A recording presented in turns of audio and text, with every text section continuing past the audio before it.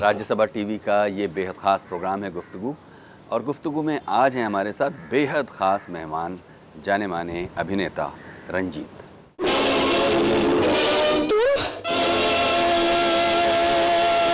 शुक्र है पहचान तो लिया। रंजीत, फिल्मी दुनिया के मशहूर अभिनेता रंजीत का असली नाम गोपाल बेदी है। 12 नवंबर 1946 को अमृतसर के एक छोटे से गांव जंडियाला गुरु में उनका जन्म हुआ। वो महज 5 साल के थे जब उनका पूरा परिवार दिल्ली आ गया, जहां पर उन्होंने स्कूल की पढ़ाई पूरी की। बिजनेसमैन पिता चाहते थे कि बेटा बड़ा होकर घर का बिजनेस संभाले, लेकिन रंजीत का सपना कुछ और ही था।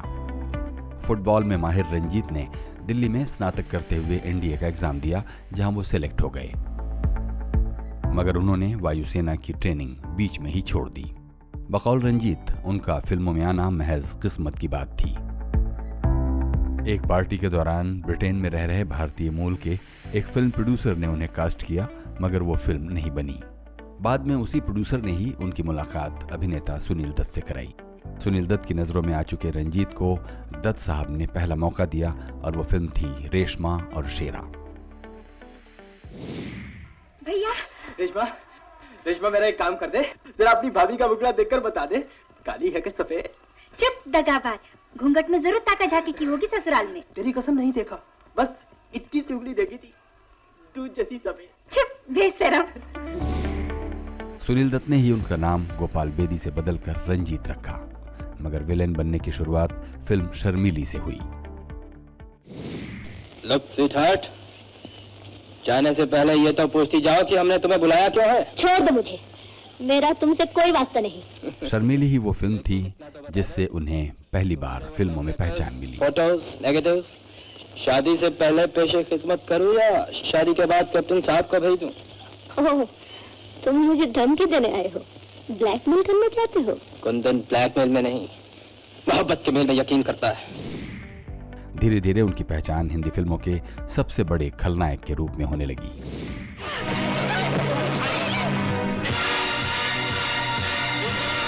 यही है वो अमर, लगा दो चूना। तो यही है वो अमरनाथ। बेटा अभी मैं तेरी भेल और पूरी बनाता हूँ।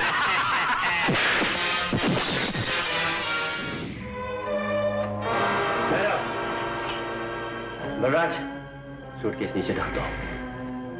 रख दो सूटकेस।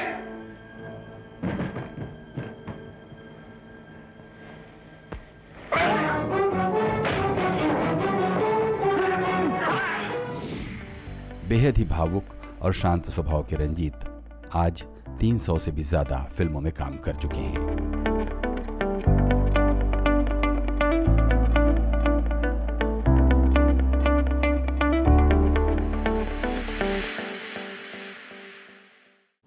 रंजीत जी, बहुत बहुत स्वागत है।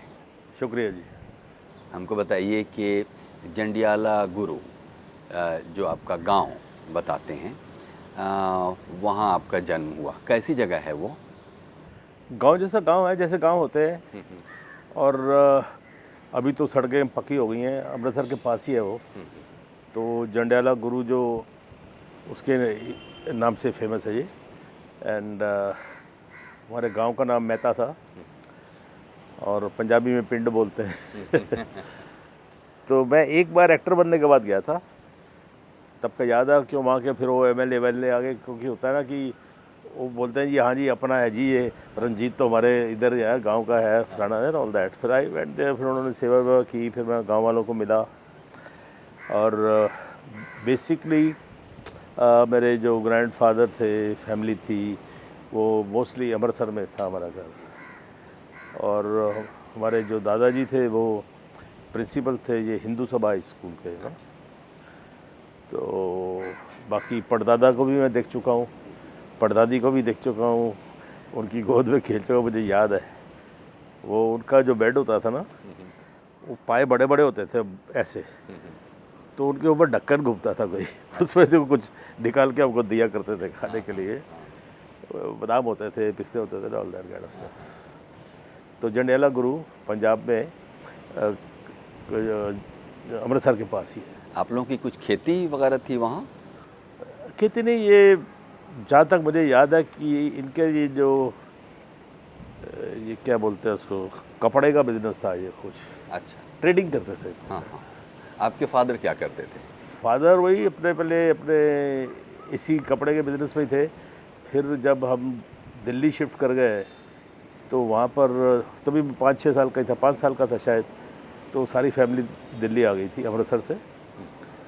एंड मैंने उन दिनों में, मुझे याद है कि कुछ राइड्स वगैरह होते थे, हम तो छोटे होते थे, लेकिन छत पे जब जाते थे तो दूर दूर आगे आग लगी होती थी, घर जल रहे होते थे, ऐसा कुछ मुझे अच्छा मेरी मेमोरी में है।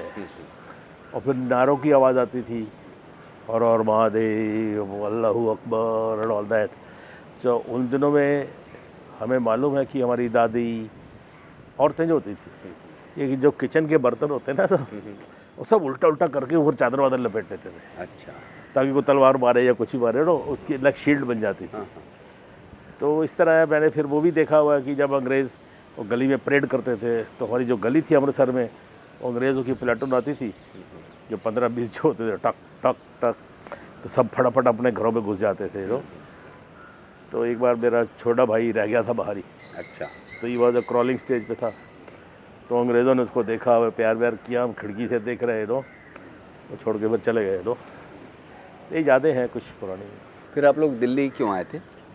यही, जब मेरा ख्याल है, जो हमने तो डिस्कस नहीं किया क्यों आए, क्योंकि हम तो बहुत छोटे थे। मेरा ख्याल है कि ये राइट्स वाइट्स की वजह से ही कुछ होगा कि एक और जगह ढूंढ ली जाए, तो इसलिए फादर केम टू दिल्ली। फिर then he started his own business. ये जो इलेक्ट्रिकल गुड्स होती थी उन दिनों में, कंसील्ड वायरिंग करते था, और पाइप होता था, pipe and junction box and tees वगैरह जो भी होती थी, conduit piping and all that, वो मैन्युफैक्चर करते थे। 10-12 आदमी थे और चलता था घर अच्छा था। फिर दिल्ली में आपकी पढ़ाई हुई वहीं? जी हाँ। क्या पढ़े आप? दिल्ली में हाई स्कूल किया मैंने गवर्नमेंट स्कूल में, और उसके बाद मैं हिंदू कॉलेज ज्वाइन किया। हिंदू कॉलेज अपना दिल्ली का one of the best college माना जाता है, अभी तक माना जाता है। तो उसमें एडमिशन मिली। क्योंकि मैं फुटबॉलर था, मैं फ्रंटरी क्लब के लिए खेलता था तो उसमें मेरे को थोड़ी सी एज अ फुटबॉलर मुझे हेल्प मिली एडमिशन में भी, तो ज्वाइन किया। फिर उन्हीं दिनों में वो पेपर में आता था ना कि ये जो एयरफोर्स हुआ, नेवी हुआ, NDA हुआ, इनका रिज़ल्ट जो था 10 to 12% आता था। और जो हम सुनते थे कि यार बहुत टफ होता है, तो as A just a challenge and just to see the go through the experience of this, तो अपने आप ही अपनी जेब से पैसे वैसे भर के इंडियन एयरफोर्स के लिए अप्लाई कर दिया मैंने। तो हम 4 दोस्त थे, हम चारों पहले तो रिटन टेस्ट में पास हो गए, फिर SSB के लिए जबलपुर गए हम लोग। फिर एक हमारा दोस्त था सरदार, वो कुछ मेडिकल ग्राउंड्स पे रिजेक्ट हो गया थोड़ा, तो ये हमने पायलट के लिए किया था और मेरे पेरेंट्स को तब पता लगा जब बॉन्ड भरना पड़ता है पेरेंट्स को, फादर को, तब पता लगा। तो उन्होंने मुझे ऐसे बोला, शाबाशी भी दी, और बोले इसमें यार छुपाने की क्या बात थी, एयरफोर्स में जाना है बहुत बड़ी बात होती है, हम बड़े we are proud of you कि तुमने ऐसा टेस्ट पास किया। तो फिर वहाँ से हिंदू कॉलेज में था सेकेंड ईयर, तो उन्हीं दिनों में जब ये इसमें पास हो गए तो मुझे इन बिटवीन द स्टडीज़ वो छोड़ना पड़ा, एजुकेशन कॉलेज छोड़ना पड़ा। तो I went to Coimbatore for training. तो वहाँ पर 4-5 महीने के बाद ही, शायद किस्मत में कुछ और लिखा था, 4-5 महीने के बाद ही मैं एयरफोर्स से निकाल दिया गया। उसकी वजह है कुछ, तो हमारे इंस्ट्रक्टर से कुछ आर्ग्यूमेंट्स हो गए, तो on bad behaviour, disciplinary action के हिसाब पे मुझे उन्होंने थ्रोन मी आउट। फिर वापस दिल्ली में खाली था, कॉलेज छोड़ चुके थे। हालांकि यहाँ पर अगर आप इस बात को साफ नहीं करेंगे कि वो बैड बिहेवियर जस्टिफाइड था नहीं था, तो लोगों को ऐसा लगेगा कि कहीं आपके शुरुआती जीवन से ही आपके बदमाश है। अंदर कोई बदमाशी थी।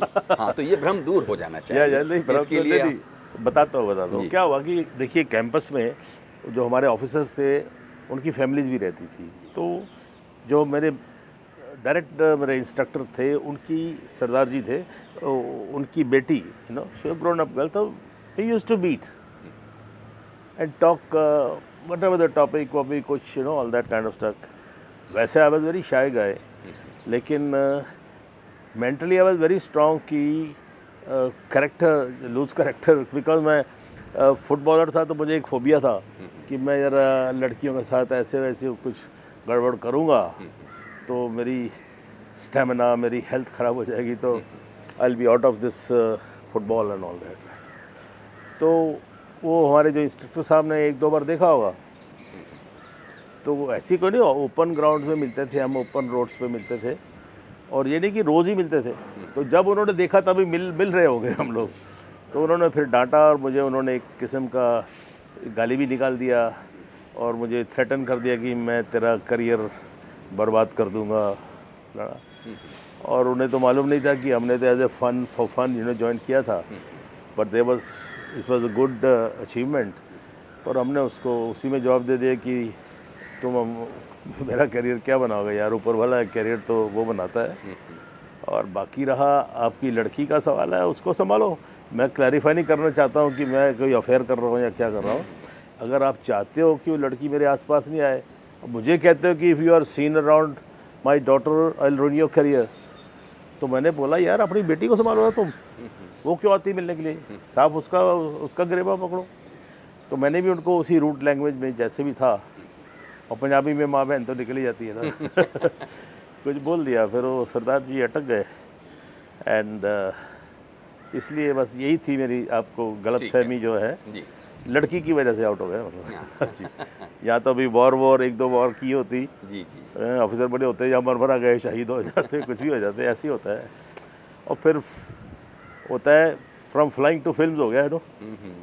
वो कहते हैं कि कपलेट था, मैंने एक पिक्चर बनाई थी, मैं आपको इरफान में बताता हूँ। आई am not a writer. Writer लोग क्या होता है, कैसे लिखते हैं, कुछ कंसीव करते हैं मेरे हिसाब से, और कुछ जो लाइफ का जो उनके एक्सपीरियंसेस होते हैं उनको इनकॉर्पोरेट करके कैरेक्टर्स बनते हैं।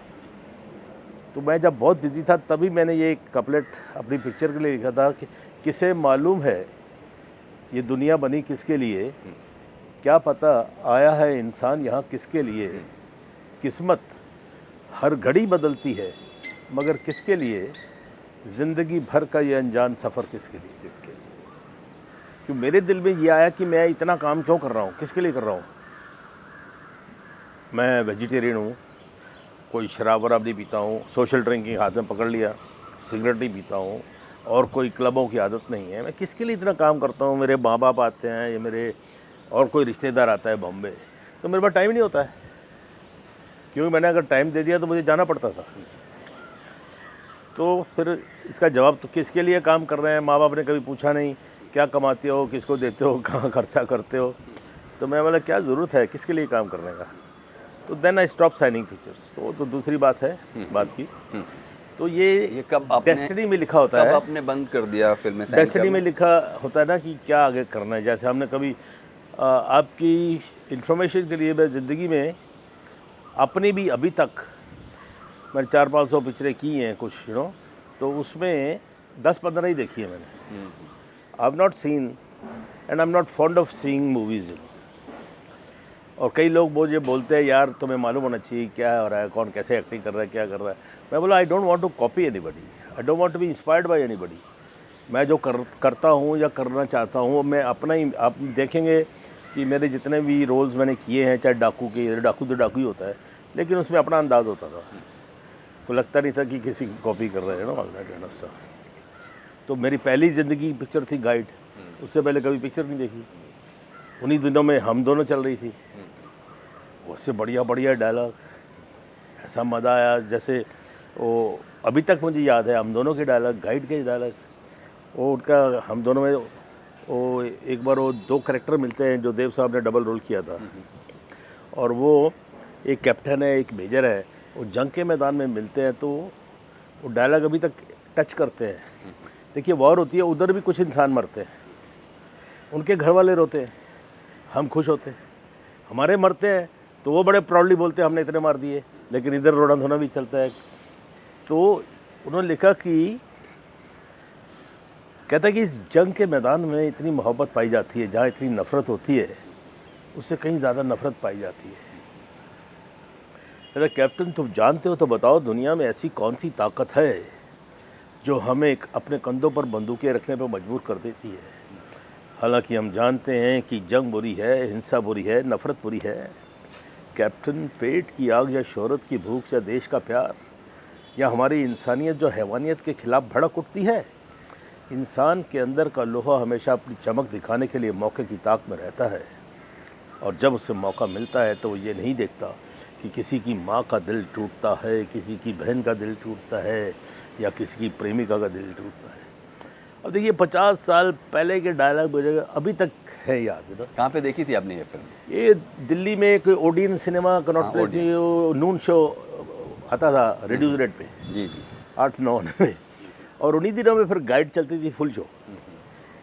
तो मैं तो निकल जाता था जब घर से, तो जाके कॉलेज में फुटबॉल वगैरह खेलना। अभी भी कॉलेज से तो मैं छोड़ चुका था, लेकिन I used to go to the cafe वैफे, अपने यार दोस्तों के साथ में बैठना उठना।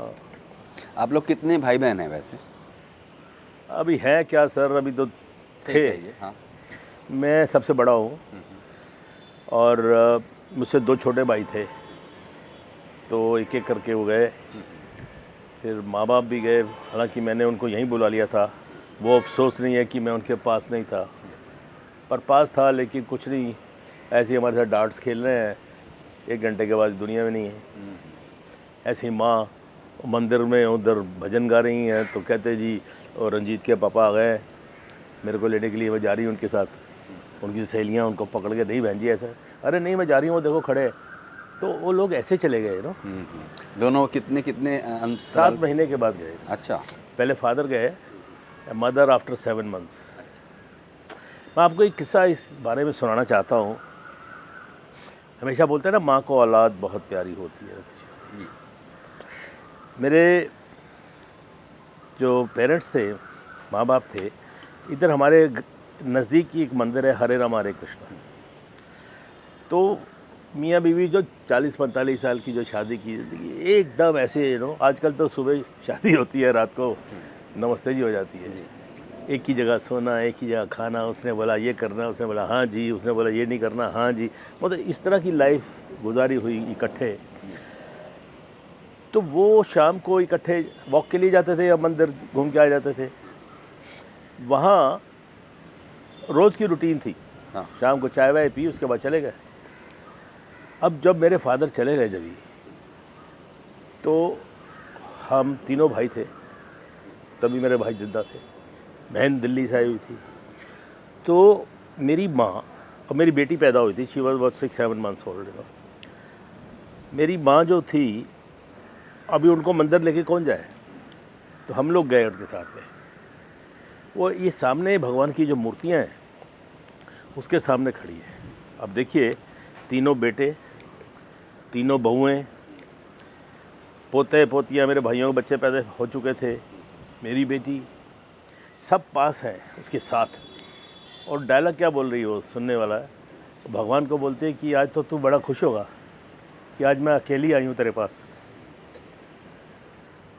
मतलब उसको आप बोलते ना माँ का औलाद प्यारी, उसको तो वही आदमी चाहिए था जिसके साथ उसने है। सॉरी यार, खैर लाइफ है। इसी तरह फिर माँ भी ऐसी चले गई, वही मैं भगवान से यही दुआ करता हूँ यार, जाना तो सबको है, जब भी बुलाना हो तो यार ये अस्पतालों के चक्कर में ऐसे ही बुला लेना जैसे माँ बाप को बुलाया है। एंड खैर ये तो लाइफ में है ही, एवरीबडी हैज़ टू गो। तो I come from this kind of a family. अब मैं एक्चुअली जब फिल्मों में आया तो उन दिनों में फिल्में जो थी ये अच्छे उस पर नहीं देखी जाती। उस पर आएंगे कि आप फिल्मों में आए कैसे। जी जी। जैसा कि आपने बताया शायद आप लोग 3 भाई और बहन, एक छोटी बहन, एक बहन। बहन है मॉडल टाउन दिल्ली में। अभी हैं वो। अभी हम 2 ही बच्चे हैं हाँ। उस पीढ़ी में से। अच्छा, तो ये सब करते हुए में घर में सिर्फ अकेले आप ही थे जो फिल्मों की तरफ जिसका रुझान जी हुआ, हाँ। और तब आपके फादर को, मदर को ये देख कर के आप ये सब करने वाले हैं फिल्म, वो क्या कहा करते थे? नहीं, रुझान नहीं था मेरा। ये भी एक, जैसे एयरफोर्स में गया, हाँ। उसके बाहर निकले, तो ऐसे ये मैं एक दिन अपने एक दोस्त के घर में था, दिल्ली में। दिल्ली में था जी। और वहाँ शाम को हम लोग कहीं बाहर खाना खाने के लिए जाने वाले थे, और उसके घर में ही मेरे दोस्त के फादर के कुछ गेस्ट आए हुए थे, कुछ छोटी मोटी पार्टी चल रही थी। तो जब तक दोस्त तैयार हो रहा था, मैंने बोला चलो मैं अंकल को जाके नमस्ते करके आ जाता हूँ। तो आई वेंट देयर, उनसे बात किया, और बेटा कैसे हो, क्या है आजकल, क्या कर रहे हो, पर बातचीत चल रही थी। वह अंकल अभी कॉलेज छोड़ा, अभी देखते क्या करना है ऑल दैट। मैं ऐसे जैसे टर्न किया तो एक आदमी खड़ा हुआ था वहाँ उनके साथ he stop me, a young man, well dressed, और सिगरेट होल्डर के अंदर सिगरेट एंड ऑल दैट, इधर स्कार्फ वाफ, जैकेट वैकेट पहनी हुई। तो कहने लगा, यार would you like to work in a film? अंग्रेजी में ही पूछा उसने।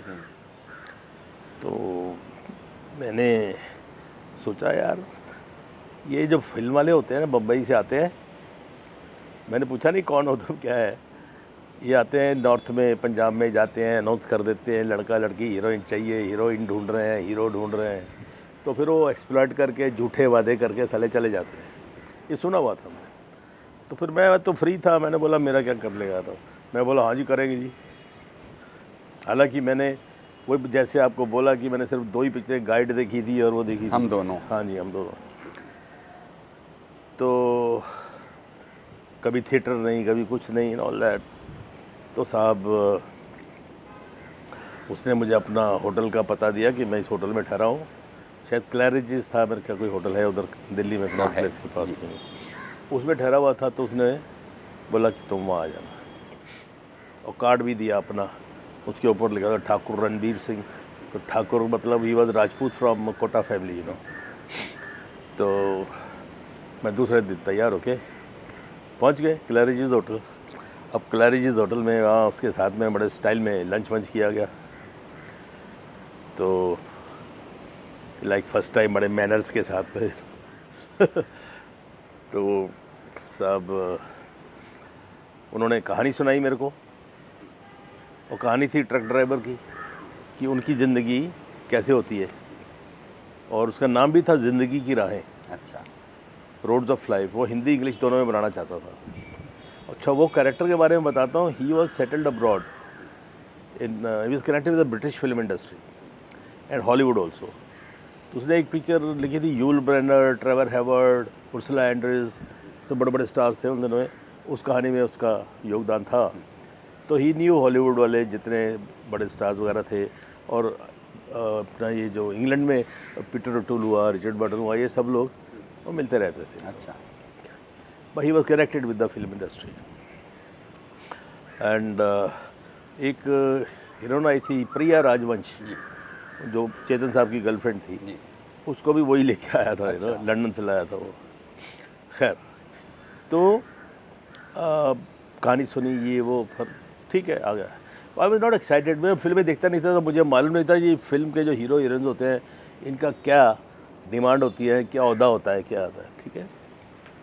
तो फिर दूसरे दिन फिर लंच पे बुलाया उसने, तो हम 5-6 दिन रोज़ उसके साथ लंच करने जाते थे, फिर डिस्कशन करता था और पिक्चरों की बातें करता था। तुम्हें पिक्चर देखनी चाहिए, फलाना करनी चाहिए, मैं दिखा दो वाला।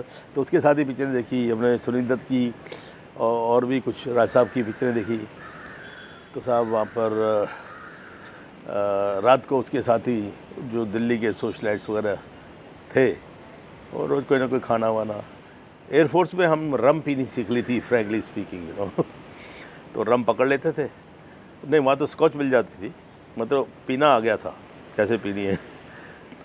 तो इस तरह टाइम पास हुआ, पर मैंने किसी को बताया नहीं, मेरे घर में भी नहीं बताया, मेरे दोस्तों को भी नहीं बताया, क्योंकि नंबर 1 तो अपनी शक्ल वजह ऐसी थी कि पेट पिचका हुआ, फुटबॉल खेल खेल के, गाल अंदर उसे ऑल दैट, काला रंग, खेल खेल के हो जाता है ना, टैंड बिल्कुल, but I was like a panther, you know बिल्कुल फिट जिसको बोलते हैं।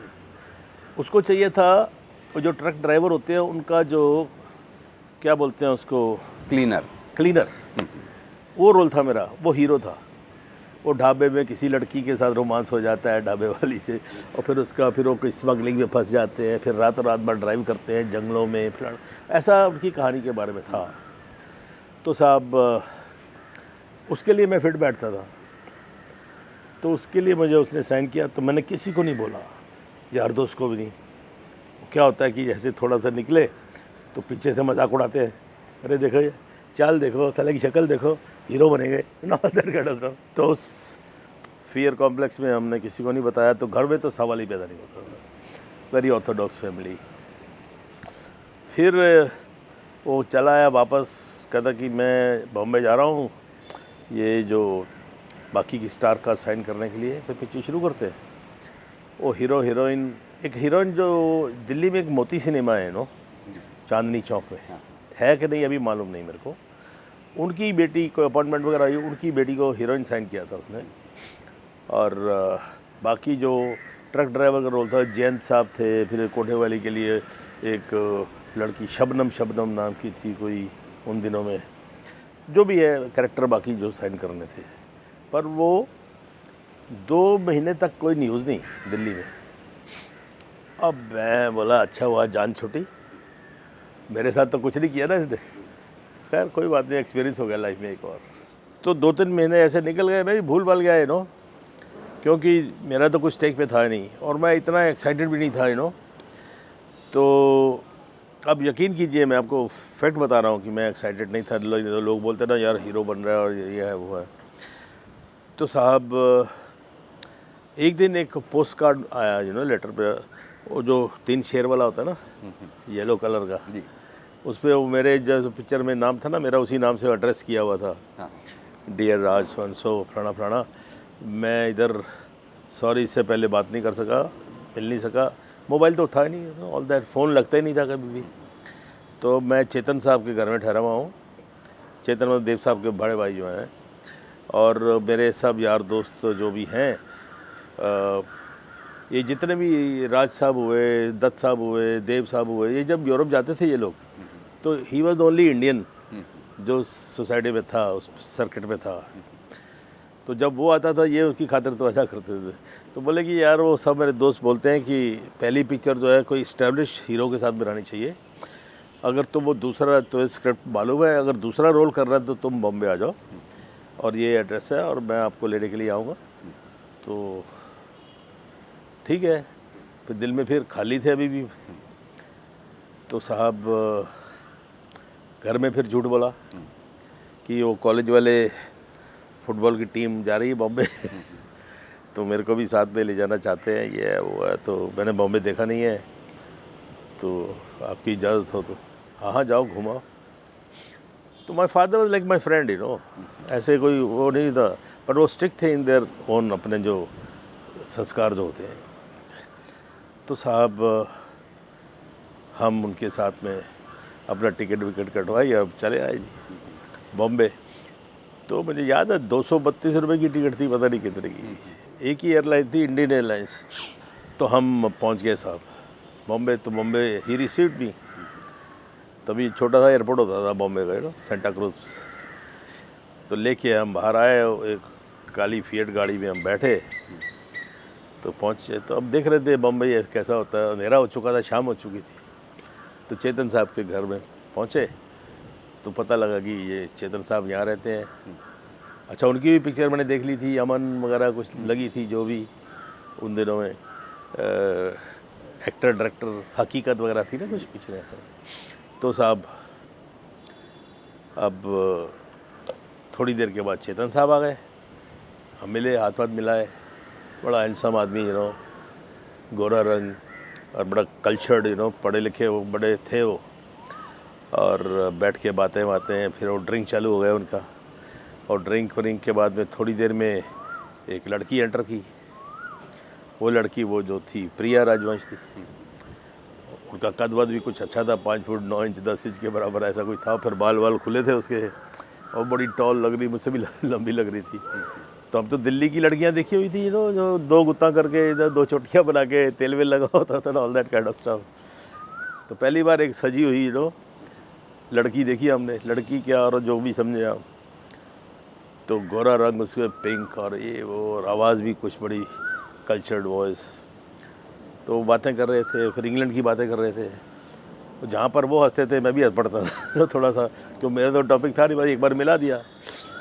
तो मेरा नाम असली नाम गोपाल है जी। तो वहाँ बैठे हुए थे हम, तो उसके बाद में खाना, वो बातें कर रहे, गालिब सेंटिनरी की, वो दिलीप साहब की। दिलीप साहब ने बहुत दारू पी लिया, फिर चांदी के गिलास में ड्रिंक पे दारू दिया गया, और ऐसी कुछ बातें कर रहे थे। दैट वाज थोड़ी इंटरेस्टिंग फॉर मी। तो उसके बाद एक छोटी टेबल ही थी, जब 4 जने हम बैठ गए, इधर मैं, इधर चेतन साहब, इधर प्रिया, इधर वो रोनी, रणबीर सिंह जो लेके गया था, उसका नाम रोनी था निकनेम अच्छा। तो आम आए खाने के बाद, अच्छा। अल्फांसो। तो चेतन साहब ने ऐसे ही, प्रिया ने काटने वाटने शुरू किए थे, चेतन साहब बोले this is king of mangoes and ये वो बड़े बड़े आम थे कुछ। तो उसने क्या किया, प्रिया ने यूँ उसको पूरा काटा, दूसरी तरफ से काटा, और गुठली जो थी प्लेट में साइड में, और वो 2 फाड़ियाँ जो थी, हम तो फाड़ी बोलते हैं उधर से पूरा का पूरा, उसके अंदर उसने चाकू से बर्फ़ी की तरह कट कर दिया, और साथ में एक चम्मच दे दिया। अच्छा। अब मैं बड़ा परेशान, मैं यार साला ये मुंबई में चम्मच से आम खाते हैं मेरे को परेशानी, चम्मच से कैसे आम खाएगा यार। अब तो लिया, निचोड़ा, खड़ा, ये चाटा, फिर उंगलियां चाटी, ऐसे खाते हैं आम। तो थोड़ी देर तो चम्मच घुमाता रहा, फिर देखा चेतन साहब ने उसमें लिया एक ऐसे आइसक्रीम की तरह, अच्छा, खाना शुरू किया। वाह वाह, तो उसने भी तारीफ़ की, सबने तारीफ़ की, वाह। तो हमने भी ले ली है मुँह में वैसे ही, और लेके साहब 1-2 बार खाया, और मुंह में दांत में चम्मच लगता था, तो मज़ा नहीं आ रहा था कुछ। और मेरी नीयत गुठली पे थी, 4 गुठलियाँ पड़ी थी वहाँ। तो मैंने बोला इफ़ यू डोंट माइंड, प्रिया को बोला कैन आई हैव द गुठलीस। वो बड़ी ब्राइटली बोली, अरे यू लाइक गुठलीस। मैं जी असली टेस्ट तो इसी में होता है तो आई डोंट माइंड। तो उसने प्लेट आगे कर दी। अब चेतन साहब ने लुक दी होगी, नहीं दी होगी, क्योंकि चेतन साहब बड़े छुरी काटे वाले आदमी थे, उंगलियाँ वो बाद में पता लगा मुझे। तो मैंने लिया गुठली को, ये करके शुरू हो गया मैं करके। तो प्रिया ने बोला, मुझे याद है वो डायलॉग, बोलती चेतन साहब आम ऐसे खाए जाते हैं। अब मेरे को समझ नहीं आया क्या वो मजाक कर रही है या क्या कर रही है, पता नहीं क्यों। हाई सोसाइटी क्या होती है मालूम नहीं, पर मैं तो खा गया चारों। उसके बाद बात ख़त्म हो गई। अभी उनके 2 ही रूम थे, एक रूम में तो चेतन साहब प्रिया चले गए, एक रूम में रोनी चला गया, और मेरा बेड एक दीवान था, जो उनका हॉल था ना, बड़ा कंफर्टेबल दीवान था एक, उस पर मेरा बेड लगा दिया। गुड नाइट वगैरह हो गया, और हमने चादर वादर लेके हम भी, अभी आँख लगने वाली थी, नौकर ने पानी वानी रख दिया, और कहने लगा कि मैं कल सुबह मिलूँगा जी, अभी मैं तो घर जा रहा हूँ, मेरा बाजू में रहता हूँ, तो सुबह आऊँगा मैं। तो एक कुत्ता आके मेरे नीचे घुस गया जना। अच्छा। तो मेरी हालत ख़राब, मैं तो नया हूँ, मैं बोला ये तो काटेगा। और फिर थोड़ी देर जैसे ही आँख लगी, तो जू में उन दिनों मच्छर बड़े मोटे मोटे मच्छर होते थे। अच्छा। और यहाँ काटा तो लगे, यहाँ काटा तो वो एंकल पे हड्डी है, हालत ख़राब है। जैसे थोड़ा खुजाने के लिए हिलूँ तो नीचे से वो कुत्ते ग्रोलिंग शुरू कर दे वो। अब साहब कटिंग क्रूडली, ये बड़ी लंबी कहानी है, रात कैसे गुजारी मैंने। तो रात गुजार ली मैंने तो नहीं, हाँ इसमें बड़ा अच्छा एक और किस्सा हुआ रात को। हाई टाइड आता है सी पे, तो चेतन साहब का घर बीच के ऊपर ही था। जब हाई टाइड आया तो बड़ी आवाज़ें आने लगी ना हवा की। उनकी वो विंडोज लकड़ी की थी, गोवाने जैसे कॉटेजेस होते हैं ना, हट, उस टाइप के घर था उनका। हिलती थी खिड़कियाँ और फिर उसके बाद धड़ाक की आवाज़ आती थी। अब मुझे मालूम नहीं आवाज़ काय की है, वो सुबह पता लगा बीच में जो लहरें आती थी दीवार से टकराती थी बाहर। वो बड़े बड़े बोल्डर रखे होते थे जो दिन में सुबह पता लगा, पत्थरों में टकराती लहरें। तो मैंने सोचा यार ये अजीब, तो अच्छा एक बात और, सब लाइटिंग जो थी घर में बड़ी डिम थी, अच्छा। थोड़ी रोमांटिक टाइप बड़ा वोट की लाइट की हुई थी। और मैं परेशान में, यार इतना बड़ा आदमी है यार, प्रोड्यूसर डायरेक्टर था, इतने अंधेरे में क्यों ये लाइटें वाइटें क्यों, रोशनी होनी चाहिए ना कुछ। नॉर्थ में आता है, हाँ जी उजाला करो, ये क्या अंधेरे में बैठे हो। तो था, अब वो डिम लाइटिंग और चला गया। उसके बाद में नौकर भी गया, मैं अकेला। और जब ये आवाज़ें आने लगी तो मैं थोड़ा घबराया। मैं यार इस घर में तो भूत भी है। वो जैसे वो बैम्बू साहब की पिक्चर आती है, ऐसी आवाज़ें। तो मेरे को हनुमान चालीसा याद था अच्छा। When I went to Air Force, तो तभी घर में हमारे पाठ वाठ होता, तो हनुमान चालीसा मुझे याद था। तो अब हनुमान चालीसा बने ऐसे पढ़ के, अच्छा मैं लेट भी नहीं सकता था मच्छरों की वजह से, तो मैंने ऐसे तंबू बना के ना अपना, ऐसे मैं सांस लेता था, फिर बंद कर लेता था कि मच्छर नहीं आया अंदर। तो ऐसे चौकड़ी मार के बैठा हुआ था। और मैं साहब, मुझे याद है, मैं हनुमान चालीसा पढ़ना शुरू किया। और उसके बाद उसमें एक लाइन आती है, भूत पिशाच निकट नहीं आवे, महावीर जब नाम सुनावे, चालीसा के अंदर पाठ में। तो वो एक आध घंटा पढ़ते गए थोड़ी देर के बाद लो टाइड आता है वो तो हवा भी बंद हो गई, आवाज़ें भी बंद हो गई। मेरे को कॉन्फिडेंस है कि यार कमाल है, हनुमान चालीसा का असर हुआ भाई, भूत भाग गए। फिर मेरी आंख लगी आंख लगी फिर सो गया मैं। तो इस तरह आपकी पहली रात, ये पहली रात अनफॉरगेटेबल हाँ जी। उसके बाद उन्होंने मुझे शिफ्ट कर दिया नेक्स्ट डे। नहीं, पर नेक्स्ट डे मैं उठा तो मैंने खिड़की का थोड़ा पर्दा खोला, तो उनका गार्डन था छोटा सा तो वहाँ देखा गार्डन और उसके सामने पानी। तो हमने तो जमुना देखी फ्लड के अंदर, वो दूर तक। फिर उसमें कुछ पेड़ नजर आते थे बह रहे हैं, कुछ चीज़ें जो फ्लड की वजह से जो भी बहती हैं। ये तो बिल्कुल शांत, बिल्कुल। तो मैं खिड़की खोल के बाहर, दरवाज़ा खोल के बाहर चला गया। बाहर गया तो देखा पूरी दूर तक, मतलब किनारा तो नज़र ही नहीं आ रहा। तो पहली बार समुंदर देखा इन लाइफ। तो बीच पे ऐसे देखा तो बिल्कुल क्लीन। अभी तो बिल्डिंगें बन गई ना सब, पहले तो यहाँ से देखो तो वहाँ तक पूरा कोकोनट ट्रीज, कुछ नहीं दिखाई देता था सिवाय ऐसा राउंड कोकोनट ट्रीज, एक कचरा नहीं, कुछ नहीं। तो बड़ा मज़ा आया। तो खड़ा था तो चेतन साहब पीछे से आ गए, hello young man, good morning sir, ये वो फलाना, डिड यू स्लीप वेल? मैं नहीं जी। Why what happened? मैं जी मच्छरों ने काट के ये बैठे। Oh, this man, I'm so sorry. We also sleep under mosquito net, he should have given you mosquito net. This man, I'll kick him out, ऐसा कुछ। मैं जी कोई बात नहीं है वो। इतने में प्रिया भी आ गई, फिर वो रोनी भी आ गया। फिर ये इधर ही मेरे घर सन एंड सैंड होटल है ये। फिर नेक्स्ट डे मेरे को वहाँ शिफ्ट कर दिया। यही एक ही होटल था, और एक उधर था आगे जू होटल, ये बाद में बने जितने भी होटल हैं। यहाँ शिफ्ट हो गए। फिर दूसरे दिन मैं सुनील दत्त साहब को मिला उधर ही, he had come for swimming and all that.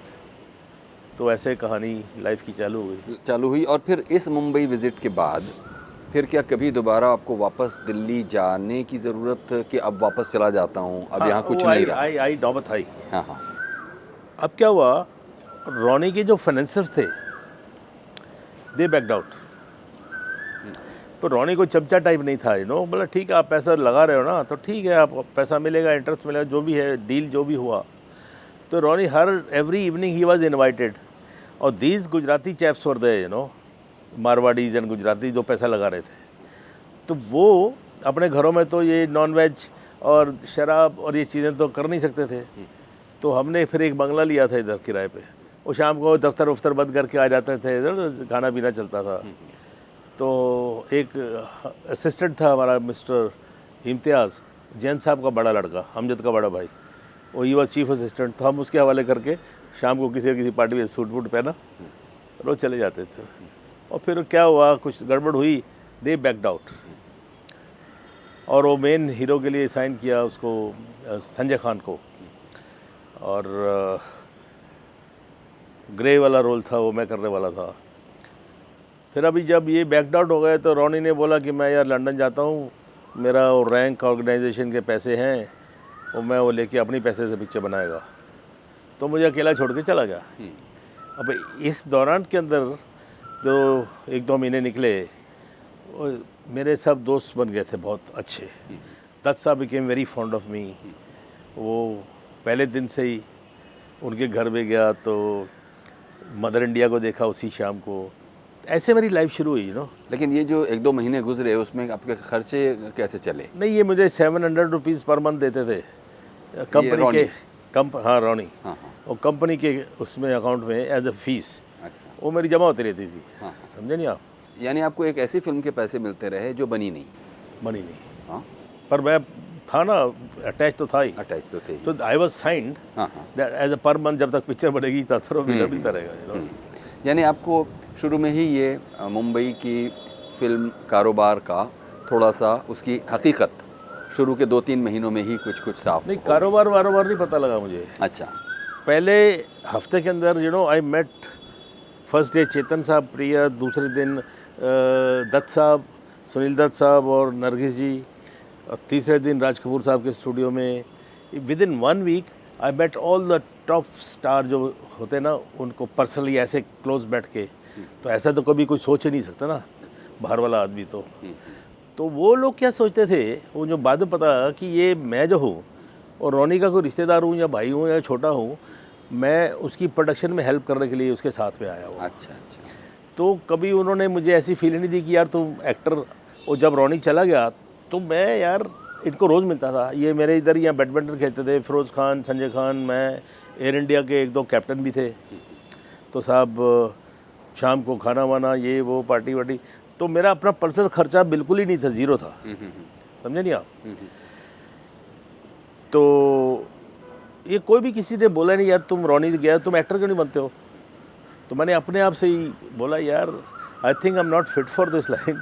अच्छा, ये सब बड़े हैंडसम, सुनील दत्त बड़े handsome, Sanjay Khan very handsome, Raj Kapoor साला बिल्ली आंखें, ये गालों में से खून निकल रहा है, ऑल दैट वेरी हैंडसम।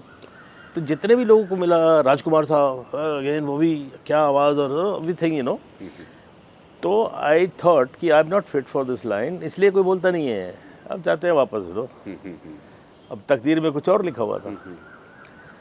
मैं एक दिन उन्हीं दिनों में एक रेस्टोरेंट में खाना खा रहा था और फिर मुझे मौका मिला, दिलीप साहब का जो घर है, मुझे वहाँ पर भी उठ के भाई he became front of me.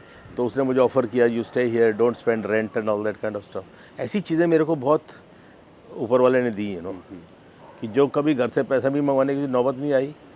और कभी उधर उन दिनों में ये होता था, नो न्यूज़ गुड न्यूज़ है, चिट्ठी विट्ठी नहीं गई तो कोई बात नहीं, ऑल दैट। तो साहब वो क्या नाम लेते हैं, मैं उधर खाना खा रहा था दोपहर में, तो एक लड़का आया। वो जब हमारा ऑफिस चालू हो गया था ना, तो काम मांगने के लिए आता था। तो रेफरेंस दिल्ली विल्ली का दिया तो ज़्यादा अटैचमेंट हो गई, हाँ जी दिल्ली का लड़का है। तो उसने आगे मुझे बोला, अच्छा मैंने इनको मिलना भी बंद कर दिया, दत्त साहब को, सबको। तो रोज़ मिलते थे ना। दत्त साहब ने मेरे लिए घोड़ा मंगवाना शुरू किया बीच में राइडिंग करने के लिए। सो मुझे बोला यार दत्त साहब एक पिक्चर बना रहे हैं रेशमा और शेरा, यार उसमें मुझे किसी भी डिपार्टमेंट में डलवा दे यार। तो used to live as a paying guest. तो कहता मेरा साल भर का खर्चा निकल आएगा, क्योंकि जब आउटडोर जाते हैं तो 1.5 शिफ्ट मिलती है और खर्चा कुछ होता नहीं है, खाना वाना सब प्रोड्यूसर का होता है। तो मैं बोला अच्छा जाकर चल खाना वाना तो खाओ। खाना वाना खाया, उसके बाद वो जहाँ खा रहे थे वो पास में ही दत्त साहब का ऑफिस था, लिंकिंग रोड में। तो मैं चला गया, तो जाते ही वो उनका जो मैनेजर था, अरे गोली साहब, प्यार से गोली बुलाते थे सब, मुझे निक नेम गोली था। तो एज ए फुटबॉलर, अब एज ए गोलकीपर। तो श्रीडम गोपाल था। तो बोले गोली साहब आप किधर हैं, दत्त साहब आपको डांटते हैं, आपने कोई एड्रेस नहीं दिया, कुछ नहीं। मैं क्या हुआ क्या? तो बोले कैसे ऐसे रेशमा शेरा बन रही है, उसमें वहीदा रहमान के भाई का रोल है और राखी के हस्बैंड का रोल है, वो आप करना है। दत्त साहब ने बोला आपको बोला है, राजपूत का रोल है, ऑल दैट। तो मेरे को बड़ा अच्छा लगा। मैं यार मैंने कभी काम नहीं मांगा और कभी ऐसा बोला नहीं। तब वेरी स्वीट ऑफ दत्त साहब कि उनके माइंड में मैं था। तो मैं लगा अच्छा ठीक है। दत्त साहब कहाँ? बोले मद्रास हैं, कल आएंगे सुबह। मैं ठीक है कल मैं आके मिलता हूँ। और दूसरा ये लड़का है, इसको जरा कहीं भी फिट कर दीजिए, तो ज़रा प्रॉब्लम में है। तो वो लड़के को तो फिट करा दिया मैंने। और मैंने बोला मैनेजर को कि मैं कल दत्त साहब को मिलने आऊँगा। दत्त साहब के ऑफिस आते थे, साइन वाइन करके वहीं से स्टूडियो चले जाते थे एयरपोर्ट से। तो मैं गया तो बोले जी वो तो देखिए कोयल बोल रही है आम के बगीचे में। अच्छा, तो मैं मिलने के लिए गया और पता लगा 10 साहब एयरपोर्ट से सीधे फिल्मिस्तान चले गए शूटिंग पे ही। तो मैं जैसे ही वहाँ से जाने लगा ऑफिस से, तो मैनेजर ने मुझे बोला, मेनन ने, कि गोली साहब वो कल आप जब गए थे आपके लिए एक फ़ोन आया था। मैं किसका? वो बोले कि वो मोहन कुमार। मैं जी मोहन कुमार तो नहीं, मैं मोहन सहगल को जानता हूँ। हाँ हाँ, मोहन सहगल का फ़ोन आया था, तो वो पूछ रहे थे आपके बारे में। तो मैंने बोला हाँ मोहन सहगल को जानता हूँ, मैं फ़ोन करता हूँ। तो मोहन जी को फ़ोन किया मैंने। He was a big producer director those days, you know, Saajan वाजन लगी थी उनकी पिक्चर। तो वो बोले कि यार एक पिक्चर बना रहा हूँ, नया लड़का नई लड़की लेके, और उसमें एक रोल है तो करेगा। अब मैं परेशान, मैं मोहन जी मैं आता हूँ। मैं इनको किसी को भी मिलना बंद कर दिया, सबको वापसी की तैयारी हो चुकी थी। तो मैं गया उनको मिलने के लिए, और मरीन ड्राइव पे रहते थे, बांद्रा से मैं गया। और मुझे उन दिनों में एक चांस मिल रहा था to go to Germany. Somebody was sending me in Bombay only to Germany for some training, you know, he was opening some industry. तो from he knew my father also. तो उनको मैं मिला, आई बम्प्ड इनटू चौपाटी पे, no. तो उनको नहीं बताया मैं फिल्मों के लिए, ऐसे मैं तो बोला घूमने के लिए आया हूँ। तो जर्मनी जाने वाला था। तो अब मैं लिफ्ट में डिसाइड किया कि यार जर्मनी जाए या ये 2 बैनर है, दत्त साहब का है, ये मोहन सहगल बड़ा बैनर है, इसमें काम करें या क्या करें। तो लिफ्ट में डिसाइड किया यार फिल्म में करते हैं, नौकरी किसी की क्यों करनी है, जर्मनी कभी भी देख लेंगे, जाके काम करेंगे तो अपने फादर का काम करेंगे, दूसरे काम क्यों करें, नो। उस चक्कर में जैसे ऊपर गया तो उन्होंने बोला ऐसे ऐसे रोल है। तो मैं बोला हाँ जी करूँगा। तो बोले फ़ोन पे बोल देते, मैं जी आपको मिला नहीं था। बोले सर ठीक है। तो बस एक ही हफ्ते में सावन भादो शुरू हो गई। उसके बाद ये पैकअप हुआ तो 2 दिन के बाद ही हम लोग जैसलमेर, पोचीना, रेशमा शेरा के लिए चले गए। हाँ, तो बस अब ये जो शुरुआत है, उसके बाद तो आप बता ही चुके हैं कि 400-500 फिल्मों का ये जो सफ़र। अच्छा, ये दोनों पिक्चरों में मैंने भाई का रोल किया है। और ये सभी हमारे आपके देखने वाले जानते हैं कि ये आपकी फिल्मों का जो सफ़रनामा रहा वो कैसा रहा। जी जी जी। इसमें कुछ एक छोटी छोटी डॉट्स हैं जो मैं अभी मिस कर रहा हूँ आपकी अब तक की कहानी में जी। क्योंकि जहाँ तक मैंने अभी तक मुंबई आकर लोगों के फिल्मों में जगह बनाने की कहानियाँ सुनी हैं, उसमें ऐसा लगता है कि आप कहीं कोई चीज़ छुपा रहे हैं जिससे कि मैं डॉट्स कनेक्ट नहीं कर पा रहा हूँ। वो ये कि मुंबई आपको कोई फिल्मों की ग्लैमर फिल्मों का तो लाया नहीं था, और ना आपके अंदर कोई डेस्परेशन था कि यहाँ आने के बाद आपको फिल्मों में छा जाना है, उसी में जाने का।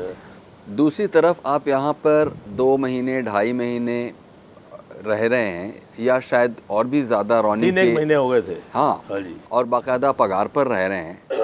आपको घर की भी उस तरह याद नहीं आ रही, मतलब आप दिल्ली भी वापस नहीं जा रहे। नहीं, खिताबत चालू हो गई थी ना। हाँ। घर में इतना तो नहीं तो पुलिस में रिपोर्ट हो जाती है, लड़का और फिर गायब है। बीच में अचानक ये जर्मनी की भी कुछ कहानी, मतलब, और फिर दत्त साहब हो चाहे मोहन सहगल साहब हो, मतलब ये बड़े बड़े लोग, मतलब उनके साथ पार्टियों में जाना आना उठना, बिकॉज ऑफ रौनी। रौनी जहाँ पर जाता था साथ में मेरे को लेके जाता था, तो उसकी वजह से मैं इन सबको बड़े बड़े लोगों को मिला। ये मोहन सहगल भी ये है वो। तो जब फिल्मों में नहीं मतलब हुआ, 2-3 महीने बीत गए ऐसे ही, तो बीच में चिट्ठी तो लिखनी पड़ती है ना, मैं सब ठीक ठाक हूँ, ये है वो है, आज मैं महाबलेश्वर गया, आज मैं वहाँ पर गया, तो ऐसे कुछ करता रहा। 15 दिन वहाँ पर रहा मैं, तो उनको लगता है हाँ ठीक है, टीम वापस चली गई है, you know, all that kind of सब। झूठ का पुलिंदा चलता रहा, यू नो। और जब वो ख़त मिलते रहे तो उसमें कोई परेशानी वाली भी बात नहीं थी, क्योंकि मैं कोई स्टडीज़ वगैरह तो छोड़ ही चुका था। तो बाकी रहा ये दत्त साहब को मिलना, सबको मिलना, ये बिकॉज ऑफ रणबीर सिंह। हर शाम को he was invited to different parties and get togethers, तो उसकी वजह से। और वो क्या हुआ, पहले सन एंड सैंड में ठहराया, फिर उन्होंने बंगला किराए पे ले लिया, उधर ही ऑफिस खोल लिया, और उसी ऑफिस में 4 बेडरूम हॉल था, बड़ा बंगला था, हमने ऑफिस खोल लिया। एक रूम उसके पास था, एक मेरे पास था, तब बाकी 2 और रूम थे। तो वो जब चले गए तो लंदन चले गया, तो किराए पे कैसे रहें। और फिर मैं दत्त साहब को बोला, दत्त साहब ने मुझे शुरू से इतना प्यार दिया जैसे छोटा भाई होता है। मुझे मेरे लिए उन्होंने घोड़ा मंगाना शुरू किया बीच पे।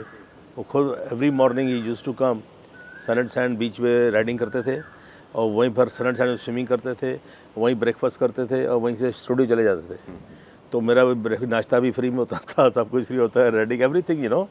आई वाज यू कैन से कि ऊपर वाले के इतना कर्म था कि मुझे बॉम्बे में कुछ वो धक्के खाने वाली बात नहीं हुई। ऑन द कॉन्ट्ररी उसी मुझे सेम लेवल पे ही लोगों ने रखा। फिर जब मैंने वो बंगला छोड़ा, दसाम ने मुझे बोला तू वो छोड़ दे, सामान गैराज में रख दे, चाबी दे दे, रोनी जब आएगा तो सेटल करेगा, तो बाकी तेरा तो अपना सामान लेके उधर आ जाओ। सामान क्या, एक थैला ही होता, एक बैग था।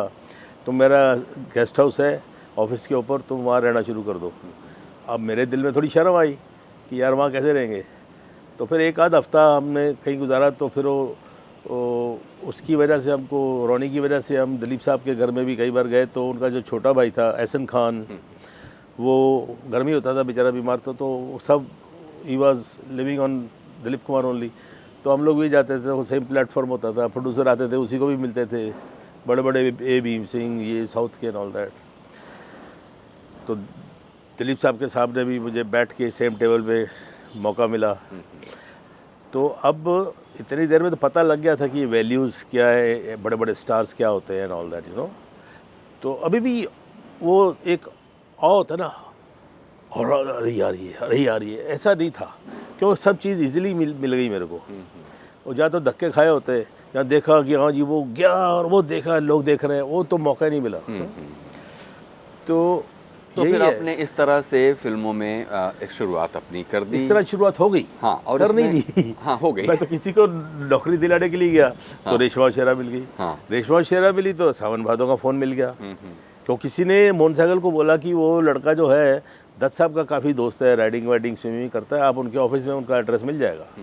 एक लड़की थी शबनम, जैसे बिंदु है ना, उसी कैटेगरी की थी, वो लेवल की। ये वो वाली शबनम नहीं थी जो रोनी की फिल्म में होने वाली थी?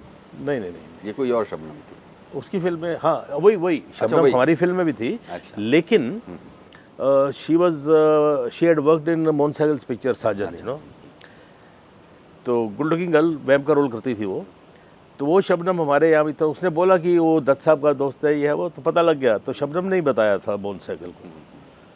तो फिर मोहन जी से बात किया तो फिर बात हो गई। और वो मैं जब चौपाटी में जो जर्मनी का मिला तो उसने बोला इधर क्या कर रहे हो, बॉम्बे घूमने आए हो, क्या करते हो? मैं पढ़ाई तो छोड़ चुका हूँ अभी, अंकल वापस जाएंगे ना। वो गुजराती था कोई। तो अच्छा ठीक है, वो अपने घर ले गया। अब देखिए ना किस्मत, उसके घर में सब ताश खेलते थे, 10 पैसा पॉइंट है, पता नहीं ऐसा कुछ सस्ती थी। और मैं हर रोज़ कोई ना कोई 100-200 रुपये जीत जाता था उससे। फिर उसी के बच्चों को लेके सामने चौपाटी थी तो आइसक्रीम वगैरह खिलाना, खर्चा करना। तो अपना वो नहीं था कि कुछ कैटेगरी में, वो रहा वैसे ही। तो उसने फिर एक दिन ऑफ़र दिया मेरे को कि मैं तो मैं नया प्लांट लगा रहा हूँ, तेरे को मैं भेज देता हूँ, बाकी तेरे फादर को लिख देता हूँ मैं चिट्ठी विट्ठी करके अगर दिया। तो इस तरह चलता है you know, all that kind of stuff. तो रंजीत जी, अब हम लोग बातचीत को थोड़ा वाइंड अप करने की तरफ बढ़ेंगे जी, क्योंकि हम उस पर बात नहीं करेंगे कि ये जो 300-400 फिल्मों में अलग अलग तरह की आपने कैसे मिली, वो मिलती गई। हाँ, और हमारे देखने वाले, आपके देखने वाले जानते हैं कि उनमें आपने क्या किया। ये बताइए कि ये एक अजीब बात है कि आप एक ख़ास तरह का किरदार करते हैं। वैसे तो मुंबई में यानी फिल्मों में एक भेड़ चाल चलती है कि एक 2-3 फिल्में एक ख़ास तरह के किरदार में आप कामयाब कर दें तो एक टाइप कास्टिंग का एक ख़तरा हमेशा बना रहता है। वही बन जाती है। हाँ, यानी आपके पास और कुछ दूसरा करने के लिए ना तो कोई रिस्क लेता है और आप भी एक उस तरह के कंफर्टेबल जोन में चले जाते हैं और उसी तरह से चीज़ें चलती रहती हैं। कोई बात नहीं है, वो सब आपने किया। लेकिन ये क्या अजीब बात है कि एक आदमी जो विलेन का रोल कर रहा है उसको क्या समाज में भी विलेन की तरह देखा जाए? ये तो एक बचकानापन हुआ। सबको मालूम है वो फिल्म थी और फिल्म में वो एक किरदार कर रहा था। नहीं, अपना इरफान भाई, ऐसा सोचने वाले मासेस नहीं होते। जो मेन जो पब्लिक होती है, आप पढ़े लिखे हैं तो आप तो सोचेंगे यार ऐसा नहीं होना चाहिए सोसाइटी में। जो मासेस होते हैं, इवन पढ़े लिखे, मेरे साथ तो ऐसा हुआ कि मेरे जो काम का जो इम्पैक्ट था, जो असर था, उनको लगता था कि ये ऐसा होगा। देखिए, मैं शराब नहीं पीता, मांस नहीं खाता और सिगरेट नहीं पीता हूँ। वो क्या सोचते थे कि सुबह उठ के चाय की जगह दारू से शुरू करता होगा है और कच्चा मांस खाता होगा। तो क्योंकि जो मेरे रोल मेरे उन दिनों बड़े क्रूड रोल होते थे, सिगरेट से जलाना, सिगार से जलाना, प्रेग्नेंट औरत को कुचल देना, या पकड़ी बालों से पकड़े काट देना, no all that kind of ऐसे रोल थे। वो बड़े जस्टिफाई हुए लोगों ने, वो जब वो रोल देखे मेरे को तो उनको थोड़ा वो नफ़रत तो नहीं, डर हो गया। अब देखिए जब प्राण साहब का हमने सुना है कि किसी लोग अपने बच्चों का नाम प्राण रखते नहीं थे, तो किस लिए कि रोल अपना इम्पैक्ट छोड़ जाता है। हीरो के लिए ताली क्यों बजती है? जो मासिस होते हैं वो कर नहीं पाते हैं, जो हीरो करता है तो समझते हो, अपने आप को उसमें रिलेट करते हैं कि मैं होता तो यार काश मैं भी कर सकता था। तो ये जो इसमें कोई बुरी बात नहीं है, अगर वो मेरी इमेज वैसी थी उसके लिए मेरे को लोगों लेते थे कि मेरे को इस्टेब्लिश करने की ज़रूरत नहीं है। आज भी मैं कई बार गेस्ट रोल भी करता हूँ तो मुझे इसलिए लेते हैं, पैसे भी ज़्यादा इसलिए देते हैं कि उनको फुटेज वेस्ट करने की ज़रूरत नहीं है कि विलेन को इस्टेब्लिश करना है, पहले कुत्ता आया, फिर शेर आया, या बिल्ली आई, या सिगार का धुआं आया। रंजीत आया तो बस अरे आ गया यार, अभी देखते हैं क्या होता है, यू नो। तो ये इमेज का फ़ायदा प्रोड्यूसर डायरेक्टर उठाते हैं कि वो फुटेज वेस्ट नहीं करनी पड़ती, उतनी फुटेज में तो एक गाना निकाल देंगे वो लोग। तो ये इमेज जो बन जाती है उसके लिए जो अपनी प्राइवेट लाइफ है उसमें सोशल लाइफ जो है उसमें असर तो होता है। फिर जब लोग मिल जाते हैं तो बहुत ज़्यादा अच्छे दोस्त बन जाते हैं। अब मैं जब पार्टी में या कहीं भी, अभी भी आजकल भी किसी को मैं बोलता हूँ कि मैं नहीं शराब नहीं चाहिए यार मेरे को, या नॉन वेज, तो मेरे को समझते हैं मजाक कर रहा हूँ, और फिर ऊपर से डालते यार पंजाबी हो के मटन नहीं खाते हो। कोई ज़रूरी थोड़ी है, मेरे घर में तो लहसुन भी नहीं खाते थे मुझे याद है, तामसी फूड बोलते थे। मैं तो दूध दही मक्खन में पला हूँ। और जब मैं बहुत काम करता था मेरे आइस बॉक्स में 3 आइस बॉक्स होते थे मेरी गाड़ी में, एक में तो दारू वारू, एक में सोडे वोडे, और एक में मेरे मिल्क शेक और लस्सियाँ और ये होते थे। और बात खाने की फुर्सत नहीं होती, 24 घंटे काम करता था, बोतल उठाए गड़गड़ पिया, चलो अभी किधर जाना, अभी रास्ते में पी लिया, रास्ते में सो गए। तो मैंने साहब इस तरह काम किया है नो। और ये आप बोलते हैं ना पब्लिक में जो इम्प्रेशन पड़ जाता है, मैं आपको बताता हूँ। अभी मेरी बेटी जो उधर कर रही थी, दिल्ली में थी, अकेली थी बेचारी, तो यहाँ से ड्राइवर भेज दिया था, गाड़ी भेज दी थी। She was doing fashion designing, उसको मनीष अरोड़ा है उधर। अब दिल्ली के किस्से तो सुनते हैं जी, नोएडा में ये मर्डर हो गया, फलाने में ये किडनैप हो गया, ये वो फलाना। तो मैं फिर भी बड़ा वरिड रहता था, तो मैं हर सैटरडे संडे जाता था उसको मिलने के लिए। अब शी वॉज सिंगल, तो कहीं ना कहीं खाना खाने के लिए बाप को लेके जाती थी, चलो आज फलाने रेस्टोरेंट में, आज फलाने रेस्टोरेंट, जो सब मैंने दिल्ली के रेस्टोरेंट उसी ने दिखाए मुझे। तो मैं इरफान भाई जब रेस्टोरेंट में एंटर करता था, अब जवान लड़की, अब मैं एज तो किसी को छोड़ती नहीं है, आई एम 76 नाउ। तो वो लोग मेरे को ऐसी डर्टी लुक देते थे, डिस्गस्टिंग, कि यार इस आदमी को शर्म नहीं आती, लाना था यार, साला बुढ़ा हो गया, अभी भी जवान लड़कियां लेके घूमता है। उनको तो मालूम नहीं है मेरी बेटी है। तो मैं ज़ोर से ऑर्डर वॉर्डर लेने आते, स्टूडेंट वगैरह, साहब क्या लेंगे, वो तो पहचानते थे, तो मैं ज़ोर से बोलता था, विच इज़ बैड मैनर्स। अरे यार बेटी के साथ आया हूँ, जो खिलाएगी खा लूँगा यार, उससे पूछो ऑर्डर लो, मेरे से क्या लेते। फिर वही लोग, sir my wife wants to have a picture with you, my daughter wants to have a picture with you. तो इमेज का फ़र्क पड़ता है। जब उनको पता लगा बेटी के साथ आया तो it does make a difference. फिर मैंने कॉमेडी भी की। मेरी माँ ने जब पहली बार जब ये राखी के साथ रेप सीक्वेंस हुआ, मुझे तो घर से निकाल दिया ना, मैं प्रीमियर पे ले गया उन लोगों को। मैं बोला शाबाशी मिलेगी आज, तो भी ऑटोग्राफ लेते हैं मेरे। 3rd पिक्चर थी मेरी वो। तो साहब मैं गया, वो तो कहीं थिएटर से प्लाजा में पता नहीं कहाँ प्रीमियर हुआ था, वो चले गए घर। तो मैंने पूछा कहाँ ये लोग, बोले वो तो काफ़ी देर से सीटें खाली, सब फूफा फूफी चाचा चाची 8-10 सीटें थी पासेस। घर पहुँचा साहब, मैं अभी भी होटल बुक होता है घर जाके सोता हूँ। पहले तो अपना घर था, माँ बाप थे, तो अभी क्या जाके सिस्टर के घर में सोता हूँ मैं। अभी वही है, हम लोग होटल में सोना, या अपनी सिस्टर के पास जाता हूँ मैं, रात को 2 भी बज जाए। तो मैं पहुँचा घर पे साहब, प्रीमियर के बाद में पार्टी हुई है शोका होटल में। तो देखा क्या वहाँ कॉन्फ्रेंस चल रही साहब, सारे बैठे हुए हैं, और जैसे मैं अंदर गया तो साली ऐसी डर्टी लुक दे रहे हैं कि अभी कोई गोली मार देगा। मैं बड़ा परेशान है जी, क्या हुआ जी? मैं सोचा कोई गड़बड़ हो गई यार, बैड हो गया कुछ। तो माँ उठ के आई, उसने डांटा मेरे को, तेरे को शर्म नहीं आती, तू इस घर में आया कैसे? मैंने क्या हुआ? लड़कियों के कपड़े फाड़ता है, ये करता है, वो करता है। अरे मैं जी वो दफ़ा हो जाओ, निकल जाओ यहाँ से, इससे पहले कुछ हो जाए। परेशान। तब जाके राखी को मैंने बीच में डाला तो जाके वो फैसला हुआ जी। बोले नी सोनी कुड़ी, नी भोली कुड़ी, देखो जी वो बाल खिंचता है, लानत है, वो रोल करना है, वो डॉक्टर का करो, फलाने का करो। पहली बार मैं स्क्रीन पे मरा और मेरी माँ थिएटर में बैठी जाके धाड़ मार मार के रोना शुरू कर दिया। क्या हुआ? मेरा पुत्र मर गया। वो सारे कहते कितने कहते वो, अरे फिल्म में जी वो नहीं मरा नहीं, वो तो नकली है रोल है।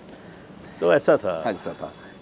ये देखिएगा अभी कभी मैं जाता हूँ ना, सुबह ही किसी का गेस्ट भी होता हूँ, सुबह भाई चाय पानी मांगा या शरबत मांगा, वो दे दो। नहीं जी, या जी वोडका शैम्पन है जी, ये फलाना है जी, ये डिंगड़ा है जी, ये पता नहीं, दारू से शुरू करते हैं लोग।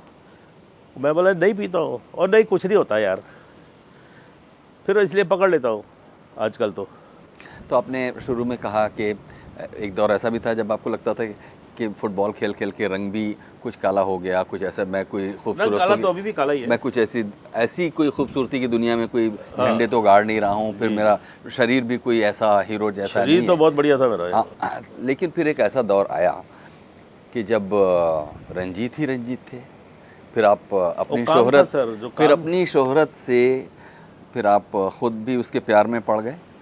नहीं, आप मेरे विश्वास कीजिए, मैंने कभी अपने आप को अभी तक भी मैं ऐसा समझता नहीं कि मैंने कुछ अचीव कर लिया है एंड ऑल दैट, कि मैं एक्टर बन गया हूँ कुछ। तो मैं अभी भी जो मेरे पुराने जो स्पॉट बॉयज़ होते थे, वो जैसे वो बुढ़े हो गए हैं, मैं भी हो गया हूँ, तो ऐसे ही मिलते हैं हम लोग, मैं कभी फील नहीं किया कि मैं एक स्टार हूँ एंड ऑल दैट। काम है, जैसे आपका अपना काम है, मेरा अपना काम करता था मैं, और कभी लाइफ प्लान ही नहीं की अब हीरो बन जाते हैं, अब कुछ और करते हैं। और रोल आते गए, करते गए, कुछ नहीं। और पैसा भी वो सेक्रेटरी लेता था, उसको रिटर्न में पावर ऑफ अटर्नी दी हुई थी मैंने, to buy sell do whatever you want to do. मैं सिर्फ काम का बड़ा मुझे वो था। मैं एक दिन में 8 शूटिंग की। मैं हर रोज़ सुबह श्रीनगर में होता था और उसी शाम को मैं बॉम्बे में इधर बांद्रा महबूब स्टूडियो में होता था। एक दिन नहीं, 5-5, 6-6 दिन। वहाँ से 3-4 बजे एक फ़्लाइट आती थी, उसमें आना, इधर 2-2.5 घंटे पहुँचना, रात की शूटिंग, फिर सुबह 6 बजे की फ़्लाइट वाया दिल्ली श्रीनगर। तो वो एक दिन शशि कपूर बोलता चलो रंजीत, बोलो यार अकेला कहाँ लंच करता है वो? बोला वो तो बॉम्बे गया जी। तो इस तरह होता था। फिर हर रोज़ इधर बेंगलोर पैलेस में शूटिंग करनी, रात को इधर बॉम्बे में शूटिंग करनी। एक दिन नहीं, 8-8 दिन, और कभी थकता नहीं था। और मुझे चमचों का शौक़ भी नहीं था। और मेरे घर में तो 8-8 हीरो इकट्ठे एट द सेम टाइम होते थे। उन दिनों में तो अमिताभ भी वो क्या नाम लेते हैं, नीट रम भी था, धर्म जी, संजीव कुमार, रणधीर कपूर, ऋषि कपूर, शत्रु, ये सब शाम को इधर ही इकट्ठे होते थे। कोई बैचलर थे, घर खुला था, स्टाफ था, बार नीचे ही थी। तो मैं घर पे आता था, बोले पंडित जी आ गए, कोल्ड कॉफ़ी लाओ इनके लिए। तो आई वॉज वेरी फॉर्चुनेट कि ये दिन देखने को मिले। कुछ हीरोइंस भी होती थी, चल भी रीना तुम पराठा बनाओ, चलो नीतू सी तुम भिंडी बनाओ, मौसमी बंगाली है तो तुम मच्छी बनाओ, ऐसे होता था। हम लोग जहाँ यहाँ पे बात कर रहे हैं, ये आपके घर की छत है समझिए। जी जी। इसमें आसपास और कौन रहता है? इस तरफ संजय खान रहते हैं, और उस तरफ महेश भट्ट है, और जेपी दत्ता है, वो फ्लैट है उनका। बाकी थोड़ा दूर उधर फिरोज़ खान रहते थे। बाकी धर्म जी, अमिताभ, अनिल कपूर वगैरह सब, डैनी, सब उधर जू स्कीम है अक्रॉस द रोड, वो सब उसमें रहते हैं। आपका रंजीत जी एक्टिंग करने का तरीका क्या है? मतलब आप कैसे करते हैं एक्टिंग? मतलब सबका अपना एक सिस्टम है एक्टिंग करने का। कुछ लोग मतलब आदत सी हो जाती है कि आदत की तरह एक चीज़ को कर देना, एक से दूसरे में कोई ज़्यादा वेरिएशन ना पैदा हो। नहीं, इरफान भाई, मैं समझ गया आपका सवाल क्या है। इतना मैं फ्रैंकली स्पीकिंग वो प्रिपेयर करने की ज़रूरत नहीं होती है मेरे हिसाब से। तो जैसे स्विच ऑन स्विच ऑफ, 24 घंटे अगर मैं डाकू बना तो डाकू नहीं रहता हूँ मैं। ये शॉट दिया, यहीं आके जिस हीरोइन का रेप कर रहे हैं, जिसके बोलेस करने की कोशिश कर रहे हैं, या वो नोच रही है, उसी के साथ फिर गप्पे शुरू होती हैं, जो क्रैक हो जाती है। हाँ सर आपका शॉट रेडी, चलो जी, फिर वही मूड अपना क्या क्यों क्या था कर दिया। ऐसे मेरा तो स्विच ऑन स्विच ऑफ वाली बात है। और I don't want to claim कि मैं बड़ा डूब जाता हूँ, ये हो जाता हूँ। मैंने तो बड़ी कोशिश की डूबने में। जब टीवी किया उल्टा हुआ मेरे साथ, पहले फिल्मों में आया, फिर टेलीविज़न किया, फिर स्टेज किया। और जब स्टेज किया तो सुना हुआ था कि स्टेज के जो एक्टर्स हैं कि हम तो रोल में खो जाते हैं, अगर कोई कैदी का रोल तो जाके जेल में चले जाते हैं सीखने के लिए, फलाना के लिए। देखिए, एक छोटा बच्चा होता है, वो तो कोई स्कूल नहीं जाता, उसको कोई फेवर चाहिए होती है, वो कैसे अपने माँ बाप की, कैसे वो रो भी पड़ता है बिना ग्रेसड के, और जैसे उसका काम हो जाता है वो हंस भी देता है। अब ये कोई एक्टिंग को कहाँ से सीखता है वो? तो ये आपके अंदर होती है। आपने, हाँ, you can train your voice, you can train your other aspects like fighting और क्या बोलते हैं, राइडिंग वाइडिंग, जो कुछ भी है, ये चीज़ें जो होती हैं, they are assets of the dancing. तो हमें तो अभी तक डांस नहीं आता फ्रैंकली। लेकिन कुछ चीज़ों को जो आपने अपने अंदर से ज़्यादा कल्टीवेट किया होगा, वो क्या चीज़ें थी? किसी एक ख़ास चीज़ पर जोर देकर जो आपका कमज़ोर एरिया था? नहीं, फ्रैंकली स्पीकिंग ये नौबत ही नहीं आई मेरे लाइफ में भी, इसलिए शायद मैं वहाँ नहीं हूँ जहाँ होना चाहिए था, या मेरे को कभी महसूस नहीं हुआ। फ्रैंकली स्पीकिंग पिक्चर आती है, बुड्ढे की भी आती है, बाप, मैंने जवानी में मतलब हेमा मालिनी के बाप का रोल भी किया, तो उसमें एक्शन घटअप हुआ, फलाना एक्शन, डाकू हुआ, पुलिस वाला हुआ। अच्छा, आई डोंट फील प्राउड कि ऐसे काम किया, but I have done it to the satisfaction of my directors. अच्छा, दूसरी चीज़ ये मैं एक ही, मतलब इधर पहले बंगलोज में शूटिंग होती थी, तो नीचे डाकू बना हुआ हूँ, ऊपर पुलिस वाला इंस्पेक्टर बना हुआ हूँ। बस इधर लाइटिंग हो रही है तो ऊपर जाके शॉट दे दिया, इधर लाइटिंग हो रही है इधर नीचे जाके शॉट दे दिया। क्यों, मेरे all heroes were you know दारू पीने वाले, तो हमेशा सुबह उठ नहीं पाते थे, कुछ आ नहीं पाते थे, तो मुझे उनके लिए शिफ्टें करनी पड़ी। फिर उन्हीं दिनों में शशि साहब भी हिट हो गए थे। शशि साहब, हमको तो इंडस्ट्री बुलाती थी, ये टैक्सी हैं जी ये दोनों, एक एक घंटे वाले आर्टिस्ट हैं। पर सबका काम हुआ। आपने उस दौर के कुछ वेटरन एक्टर्स के भी साथ काम किया, उनके काम करने का तरीका, उससे भी तो कुछ आपने सीखा होगा। मान लीजिए इफ्तिखार का ही नाम लूँ, वो भी क्या स्विच ऑन स्विच ऑफ की तरह ही ऐसे करते था। अभी हमने, देखिए, मैंने राज साहब के साथ काम किया, वो भी मजाक करते थे, जोक करते थे। ओम प्रकाश जी के साथ किया, सुनील दत्त साहब के साथ काम किया, मतलब सीनियरिटी के साथ, राजकुमार साहब, तो शॉर्ट में भी हम लोग मजाक करते थे एक दूसरे के साथ। ये नहीं कि हाँ जी मूड बना के बैठ गए जी, सुबह से कुर्सी पे नीचे करे। प्राण साहब highest disciplinary action, you know, उनका 10 बजे बोला तो 10 बजे out the dot with makeup आ जाते थे, यानी कि 10 बजे स्टूडियो आए तो 2 घंटे मेकअप। उनका शॉट आने वाला 3 बजे तो 10 बजे लगा के बैठे होते थे दाढ़ी। वो हम लोग को कभी कभी शर्म आती थी, यू नो, यार प्राण साहब सेट पे बैठे हैं, हम रूम में बैठे हुए हैं, चलो यार वही जाके बैठते हैं। तो प्राण साहब चेस खेलना, ताश खेलना, ये सब सेट पे होता था। लड़कियां पास में, अभी क्यों एसी तो होते नहीं थे, तो मैं तो मजाक चलता सबके साथ एक जैसे ही था, यार जाए हमारी बारी आती है पता नहीं तुम कोई और नया चक्कर चालू कर देती हो। हाँ सर, शॉट रेडी, चलना तेरे को बताता हूँ, तू आ। तो जाके फिर शुरू उधर, बच के कहाँ जाएगी ए छमिया। और मेरे डायलॉग भी नहीं होते थे, हीरोइन जाते ही कुत्ते कमीने खबरदार जो मुझे छुआ तो भगवान के लिए छोड़ दो, ये ऐसे ही डायलॉग होते थे। और आखिर में आपसे रंजीत जी पूछेंगे कि आपका ज़ाती अनुभव क्या कहता है कि विलेन बेकार ही बदनाम है? बदनाम तो हीरो लोग ज़्यादा बदनामी का काम करते हैं, मतलब जो हीरो बनकर ज़िंदगी जिन्होंने गुजारी, पर्सनल लाइफ में तो करते हैं। मेरे हीरो मुझे बहुत जलते थे हीरो, ये बड़े कहते यार सारी पिक्चर में रंजीत मज़े लेता है, जब हमको हीरोइन मिलती है सारी पिक्चर ख़त्म हो जाती है। दी एंड आ जाता है, विच इज़ अ फैक्ट। कहानी ख़त्म हो जाती है ना, हीरोइन मिल गई तो आई वॉज वेरी फॉर्चुनेट कि मैंने, देखिए, उस जनरेशन के साथ भी काम किया, राज साहब की जो लाइनें थी, फिर बाद में धर्म जी के साथ में भी, फिरोज़ खान के साथ में भी, संजय खान के साथ में, फिर जितेंद्र वगैरह के साथ में भी, फिर राजेश खन्ना के साथ में भी, फिर ये अपना मिथुन विनोद मेहरा वगैरह सब आ गए उस रेंज में, फिर ये शाहरुख खान वगैरह आ गए, सलमान खान, इनके साथ भी काम किया। अभी भी कर लेता हूँ, अभी आई am not chasing like that. अब मूड में आता कर लेता हूँ, नहीं आता तो नहीं करता हूँ। आखिरी फिल्म कौन सी की आपने? नाम तो याद नहीं रहता, क्यों, मैंने बोला ना कि किस साल में? नहीं, साल में अभी भी ख़त्म किया, एक आतंकवादी को पिक्चर ख़त्म की है अभी भी मैं आज शूटिंग से ही आया हूँ। पर आजकल वो रोल नहीं होते हैं ना, जो मैं काम करता है वो तो ख़त्म हो गया पहले, ठीक है जी। और नंबर 2 फैशन ने मरवा दिया मेरे को।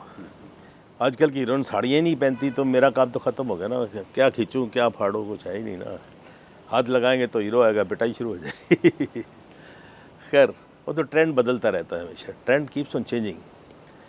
पहले आया जी वो सोशल डोमेस्टिक अपनी फैमिली ड्रामे होते थे, फिर एक्शन आ गया, डाकू आ गए। हर पिक्चर में सुबह उठ के जहाँ क्या शॉट है जी, आप घोड़े पे बैठे, एक आदमी बंदूक है, गांव में जाके उसके चौधरी को मारने का, ऑल दैट काइंड ऑफ। तो डाकू होते थे। और फिर उसके बाद में ये माइकल जैक्सन वगैरह आ गए, फिर ब्रूस ली आ गया। तो उसी टाइप से producer they keep on doing this. और अभी क्या टेक्नोलॉजी आ गई है, वह अभी शॉट देते हैं तो सीधा पहले मॉनिटर पे जाते हैं, क्या देखते हैं, देखिए अगर आप मैं एक ही फ्रेम में हैं, आपका शॉट ठीक नहीं हुआ तो दोबारा ले रहे हैं जी, क्योंकि रॉ स्टॉक तो लगता नहीं। फिर और जाके देखेंगे तो बोले एक और, तो फिर मैं दोबारा किया तो मेरा ख़राब है तो फिर एक और लेंगे। तो मैं तो मॉनिटर पे जाता ही नहीं हूँ, आई लीव इट। डायरेक्टर ने ओके बोल दिया, अपना काम हो गया ख़त्म। और वो मेरा उधर ही स्विच ऑफ होता है, यानी कि वो दिन भर का काम घर पे लेके आ जाता हूँ मैं, तो वहीं पर ही मेरा उतारा ख़त्म हो जाता है। तो ऐसा आई डोंट नो इट, ये ठीक है या नहीं ठीक है मुझे नहीं मालूम, पर मैंने इतने साल जो काम किया है ऐसे ही किया है, हुआ। और पब्लिक ने बहुत प्यार दिया है, और प्रेस ने भी। और बाकी मैं ज़्यादा इतना मीडिया कॉशियस नहीं हूँ, आपने देखा होगा कि ज़्यादा मेरी कोई इंटरव्यूज़ और ये वो नहीं आती हैं, all that kind of stuff. लोग बोलते हैं आजकल तो कोई सोशल मीडिया का, उस पर आ जाओ ना, हमको आता नहीं है। व्हाट्सअप भी आता है, वो भी एक उंगली से टाइप करना पड़ता, चिढ़ा जाती है। तो रंजीत जी, हम लोग करीब करीब अब हमारी तरफ से सवालों का सिलसिला ख़त्म हुआ है। अगर आप कुछ और कहना चाहते हो तो आप कह सकते हैं। नहीं, आपने मुझे अभी याद किया है, और आपके साथ में अभी लकी की टाइम निकला तो बैठ गए। और ये ज़िंदगी की बातें होती हैं, एक ज़िंदगी का सफ़र है साहब, शेयर करते हैं हम, यही बातें कर सकते हैं। मैं और तो कोई बात नहीं कर सकता हूँ कि वो मिल थी या फलाना थी, उसका ये हो गया, उसका ये हो गया। या पॉलिटिक्स में तो बिल्कुल ही इंटरेस्ट नहीं है, और जो भी लाइफ ऐसी जी है कि कोई कंप्लेन नहीं कर सकता है, तो ऊपर वाले से बस यही एक दुआ है कि जब तक ज़िंदा है अपने हाथ से किसी का फ़ायदा नहीं है तो नुकसान नहीं होना चाहिए। जहाँ तक होश में ऐसा कभी तो हुआ नहीं है। मैं तो मेरे कमरे में मक्खी जब अच्छा रहता है तो कोशिश करता हूँ उड़ा दूँ उसको, रोल दैट। एक बार तो एक कौवे ने कबूतर को पकड़ा और मैं उसको बचा नहीं सका साहब। ताजमहल होटल में था, मैं 7th फ्लोर पे। उसने जो पाउच किया जाके पैरापेट पे गिरा जभी, तो उसके फेदर्स को नोच रहा था कौवा, और मैं अपना रूम में से एक एस्ट्रे फेंका उसके पास। कौवा के तो ऐसे मारो तो उड़ जाता है, कहाँ उड़े जी, इधर उधर देखा, फिर मार रहा उसको। इतने कबूतर बैठे थे, किसी ने बचाने की कोशिश नहीं की। मैंने फिर गिलास फेंका, इतने में मेरे को उल्टी आ गई। जब उसके पर वर उड़े ना जब, तो मैं वाज फीलिंग द पेन कि इसको कितनी पेन हुई होगी। तो इतने में माय फ्रेंड के, उन्होंने बोला यार लोग पकड़ के खुद ही काट के खा जाते हैं, तो रो रहे हैं, all that kind of stuff. तो आई एम लाइक दैट, कोई इमोशनल सीन होता है उसमें रो पड़ता हूँ मैं। आज मैं गाड़ी में देख रहा था, वो कोई होता है ना, ये जैसे हमारे यहाँ शो होते हैं ना, चाइल्ड आर्टिस्ट हुए या कुछ भी, जो गाने के या टैलेंट के शो होते हैं ना, तो अमेरिकन एक शो था, उसमें एक छोटी लड़की गा रही है, और जो उसको अपलॉज मिला, मेरी आंखों में खुशी के आंसू जिसको बोलते हैं, मैं यहाँ रो पड़ा, जो लेना देना कुछ नहीं गाड़ी में।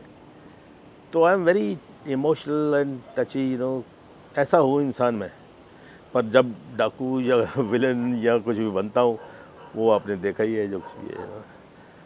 जो भी काम करो सिंसियरली करो, नहीं तो मत करो, कहने का मतलब। अभी एक छोटा छोटा रोल भी, मैं अभी एक हाउसफुल 2 पिक्चर आई थी, उसमें 1 दिन का काम किया। अब याद वही रह जाता है। ज़रूरी नहीं कि 2.5 घंटे की पिक्चर में 2 घंटे आप होने चाहिए। जितनी देर भी नोटिस होना चाहिए कि हाँ यार वो कैरेक्टर था, वो था उसमें क्या कुछ है करके। अक्षय ने मेरी कॉपी की थी पूरी पिक्चर में, मेरा बेटा बना था। तो ऐसे है, चल रहा है। अभी भी रोल आते हैं, कुछ आते हैं, कर लेते हैं। आजकल तो चेंज हो गया सब फिल्म मेकिंग, गानों में गालियाँ होती हैं, डायलॉग्स में गालियाँ होती हैं, विच आई डोंट लाइक इट। अब फ्रीडम ऑफ स्पीच लेके जो चलता है, I don't think it is good for the coming generation. तो अब इस लंबे सफ़र के बाद ज़िंदगी जिस पड़ाव पर है और इसमें जो खुशियाँ और कामयाबियाँ और जो उपलब्धियाँ और जो शोहरत है, क्या आप अभी, क्योंकि ठाकुर रणबीर सिंह उर्फ रॉनी अगर न होते तो हम नहीं समझते हैं कि आपकी ज़िंदगी की गाड़ी इधर की तरफ आती, कैसे याद करते हैं आप उनको? वो आते हैं, मेरे पास रहते हैं हमेशा, अभी भी, and he still loves me, he is in touch with me, I am in touch with him. और रहा डेस्टिनी जो है ना, अभी देखिए आपने, रॉनी साहब की वजह से तो मैं आ गया बॉम्बे, लेकिन अगर वो लड़का नहीं मिलता मेरे को जिसको मैं दत्त साहब को नौकरी दिलाने गया था, मैं तो चला गया था ना। अब क्रेडिट उस लड़के को जाएगा, किसको जाएगा? रॉनी साहब की तो पिक्चर बनी नहीं, उनकी वजह से बॉम्बे आया, उसकी वजह से मुझे सारे बड़े बड़े एक्टर क्लोज रेंज में मिले। तो अभी क्रेडिट ये सब ऊपर वाले ने हैंडल घुमाता है। वो गाइड फिल्म का डायलॉग था ना, आना जाना कोई अपने हाथ में थोड़ी होता है, इंसान सोचता है मैं इधर चलूं, किस्मत कान पकड़कर उधर ले जाती है, सोचता है उधर चलूं, नाक पकड़कर इधर घसीट लेती है। तंग आकर मैंने तकदीर को पास बुलाया और पूछा, बता तू चाहती क्या है, तेरी रज़ा क्या है? तो कहने लगी, चुपचाप मेरी उंगली पकड़ कर चलो, सो वही देख रहे हो, आज यहाँ कल वहाँ परसों का, तो फिर चिंता किस बात की? समझ ले करने वाला कोई और है, नाम तेरा नाचने वाला तू है, धागे किसी और के हाथ। अब ऐसे डायलॉग आज कहाँ लिखते हैं?